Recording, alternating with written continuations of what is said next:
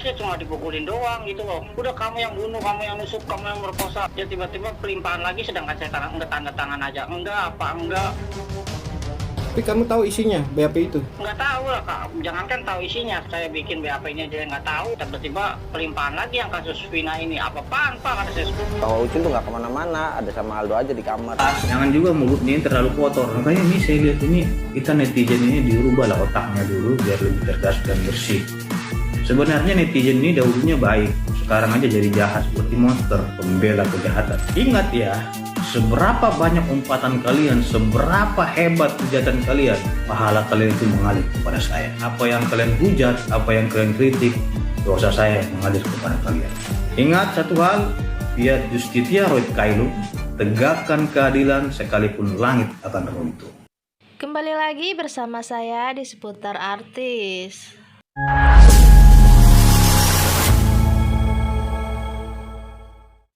Baiklah, kali ini kita akan membahas yang mana Rivaldi alias Ucil sudah belak-belakan dalam kasus Vina Cirebon. Bakal terkuak begini videonya. Nggak tahu tiba-tiba datang tuh orang tua almarhum tuh, orang tua korban tuh datang. Kamu tahu nggak kejadian ini? Kejadian di mana pak? Kata saya tuh, saya udah 3 hari di sini pak. Kata saya tuh, saya udah di polsek posisinya 3 hari. Saya nggak tahu pak, kata saya tuh. Udah teman-teman kamu udah pada ngaku semua di Polres. Teman-teman saya siapa pak? Nanti dulu pak. Nah, saya terus dijedot-jedotin tuh ke teralis. Jedot-jedotin nanti dulu pak. Apa-apaan pak? Saya tuh saya gituin kan. Nah terus muncullah si Sudirman tuh. Yang mana Sudirman orangnya? Itu pak yang ada tamunya. Nah nyebutin nama saya Andika. Saya bukan Andika pak. Udah kalau kamu emang gak ngerasa ayo ikut. Ya karena saya emang gak ngerasa ayo ikut gitu ya. Saya ya ayo pak kata saya tuh. Ya, akhirnya saya ikut nyampe ke Polres. Nyampe ke Polres ya cuma dipukulin doang gitu loh. Cuma dicas. Udah kamu yang bunuh, kamu yang nusuk, kamu yang merkosa siapa, nusuk siapa, saya gituin. Gak tahu pak, udah mendingan matiin aja pak. Saya udah lebih milih dimatiin aja. Dan ternyata pas saya dimasukin ke sel, saya lihat yang lain pun ya sama ternyata gitu loh.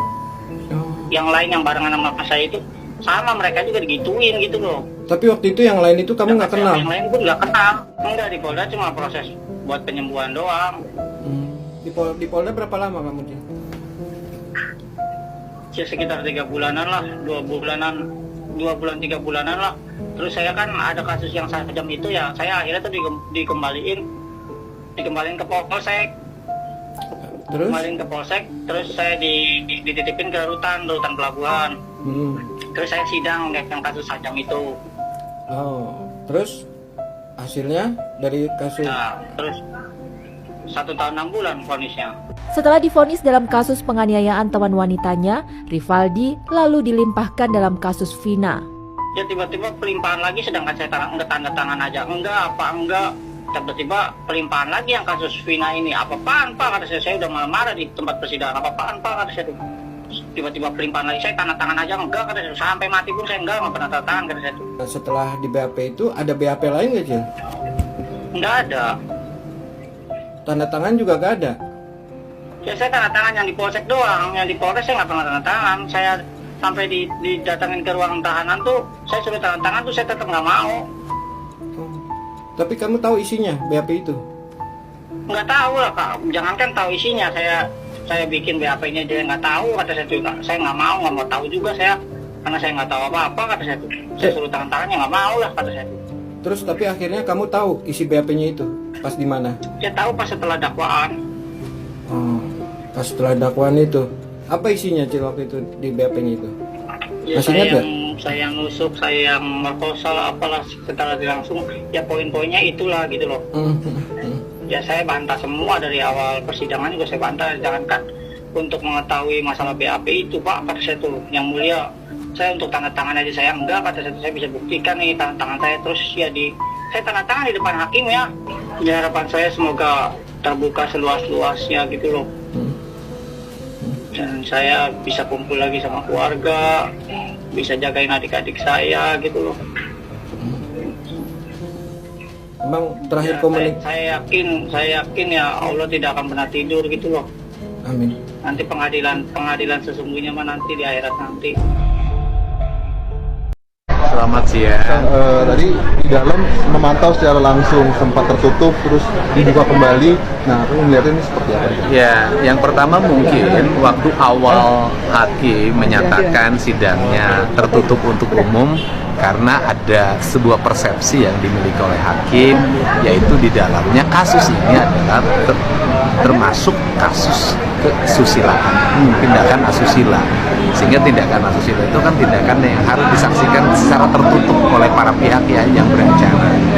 Tetapi kemudian bahwa putusan dari kasus tersebut sudah dilakukan sidang yang sejak awal sudah dilakukan sidang terbuka, dan putusan pun dinyatakan sidangnya terbuka, sehingga berdasarkan dua itu pada akhirnya hakim kan mengambil keputusan. Yang pertama sidangnya terbuka tetapi menyangkut hal yang bersifat asusila menjadi tertutup. Menurut saya bijak. Oke. Terus kemudian kita sama-sama tahu dari mulai Peggy saat ini terus mengawal ke Bandung, ke Cirebon. Nah, apa yang diharapkan dari keseluruhan perjalanan Akang ini? Ya, harapannya adalah yang benar nggak boleh dihukum, dan kemudian kita harus mendapat perlakuan proses hukum yang transparan dan berkeadilan, sehingga tidak boleh ada peradilan yang sesat yang menyengsarakan warga Indonesia yang memiliki hak-hak hidup yang layak dengan yang lainnya harus menjalani pidana seumur hidup.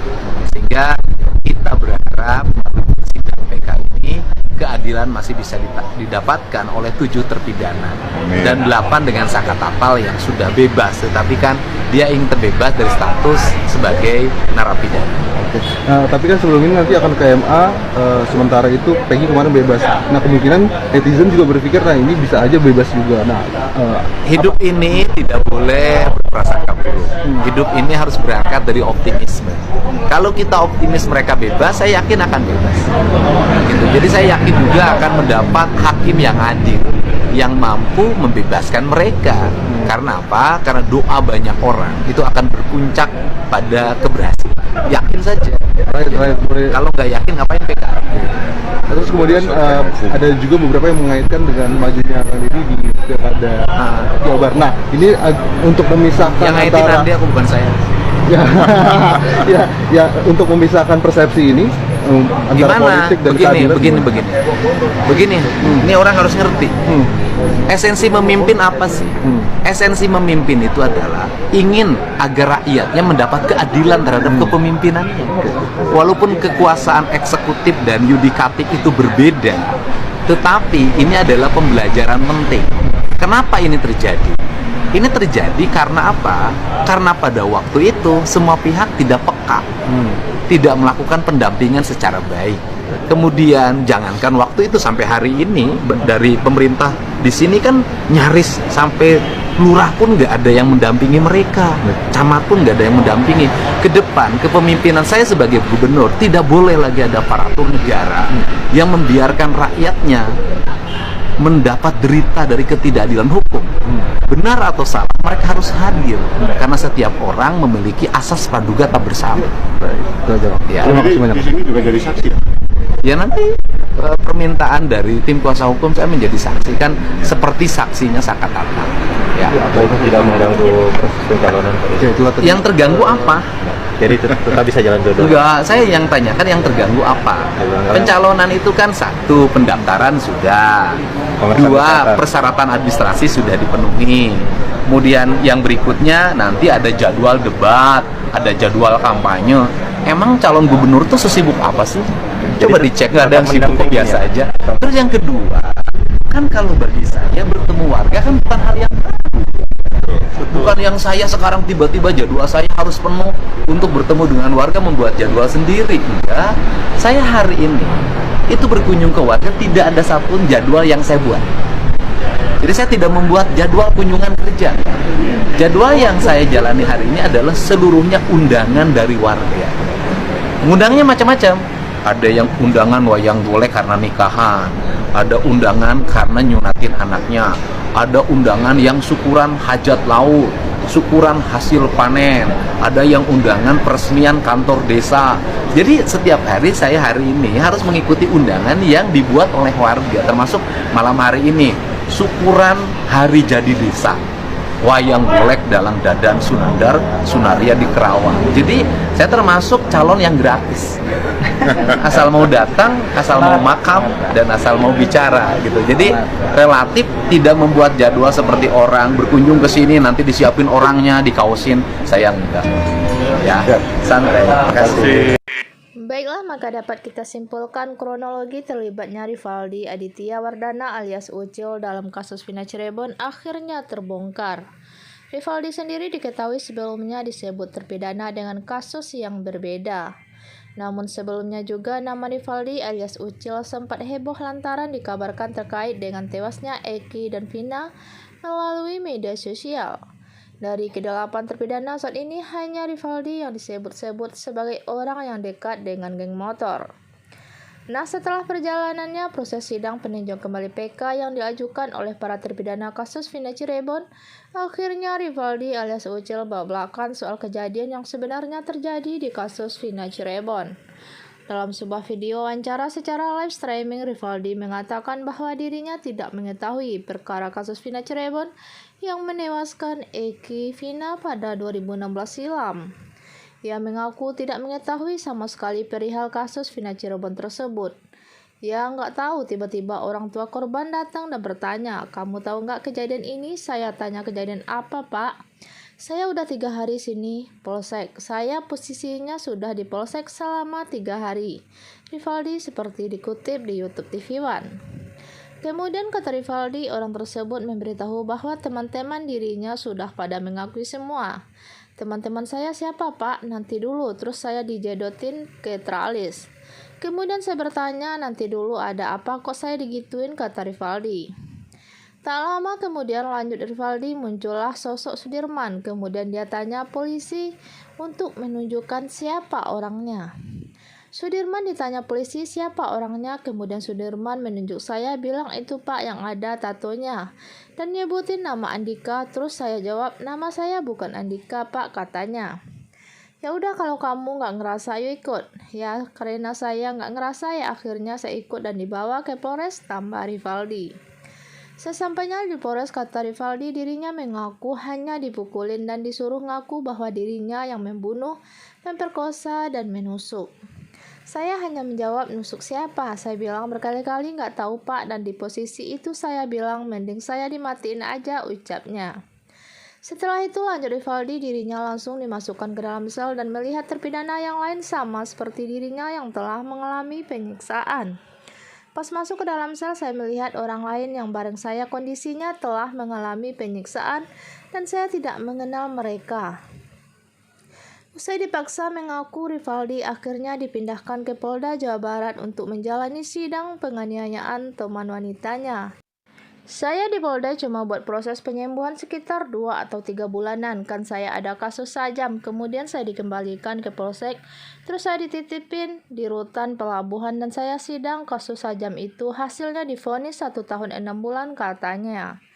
Kemudian kata Rivaldi, dirinya merasa heran lantaran tiba-tiba dilimpahkan ke kasus Vina Cirebon. Tiba-tiba pelimpahan lagi ke kasus Vina, sedangkan tanda tangan saja enggak. Saya marah-marah di persidangan katanya. "Apa-apaan Pak, tiba-tiba pelimpahan lagi?" katanya. "Saya tuh sampai mati pun saya enggak pernah tanda tangan dalam kasus Vina," sambungnya. Bahkan Rivaldi mengaku tidak pernah menandatangani BAP kasus Vina Cirebon. "Nggak ada saya tanda tangan BAP yang di Polsek doang, dan di Polres saya juga nggak pernah tanda tangan. Bahkan sampai di tahanan saya tetap tidak mau tanda tangan," katanya. Ketika ditanya apakah mengetahui isi BAP tersebut, Rivaldi mengaku tidak tahu. "Jangankan isi BAP-nya, bikin BAP-nya saja saya nggak tahu apa-apa dan saya nggak mau tahu. Terus disuruh tanda tangan yang nggak maulah saya," katanya. Rivaldi baru mengetahui pas di dalam sidang dan menerangkan isi dakwaan yang poin-poinnya itu dirinya lah yang melakukan pembunuhan dan pemerkosaan. "Semua dakwaan di pengadilan saya bantah, jangankan masalah BAP. Tanda tangan aja saya enggak, sampai saya buktikan bukti jenis tanda tangan saya di depan hakim," tandasnya. Sekian saja informasi kita hari ini, saya ucapkan terima kasih.